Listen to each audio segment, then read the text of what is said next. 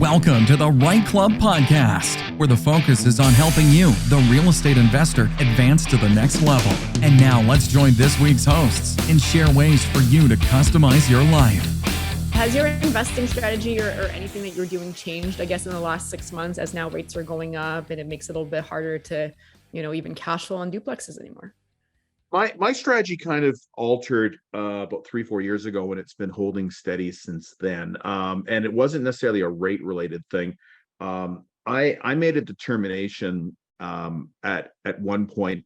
I created a finish line for myself. It may have been arbitrary, may not have been, I don't know. But I took a look at how much I was spending on a monthly basis and then added a bunch to it because I wanted to be generous to myself. And my goal through my 50s and even in my late 40s was, if I can reach a certain amount of cash flow every single month, then I'm going to retire. And that's my goal.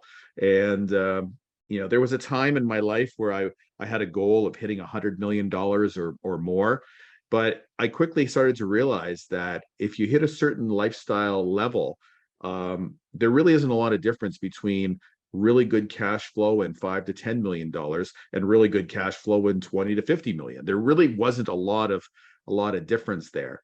So that became my focus. And honestly, everything I've been doing in the last 6 to 12 months has been focused on improving my cash flow, improving my quality of my portfolio, and just simply protecting myself in case of market turmoil and corrections and stuff like that. So I'm making myself a little bit more bulletproof. That's what I've been doing.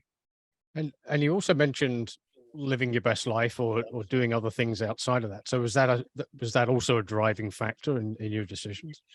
Yeah, it really was. And again, everyone who's listening to this podcast or attending the Right group, they're all coming from a very different place. Where I was I'm in my 50s now, and as a realtor, I had the opportunity to meet a lot of incredible people. And when I turned 50, I had this aspiration of hitting, huge wealth numbers, because I thought that would be, a sense of accomplishment, a sense of winning in this world.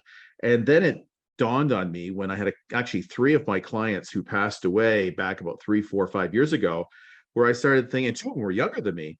I was thinking, I don't necessarily want to work for another 20 years. I don't want to be putting in 40 to 60-hour weeks in order to do that. I want to live my best life. And if that does not include real estate on a daily basis, that's okay too.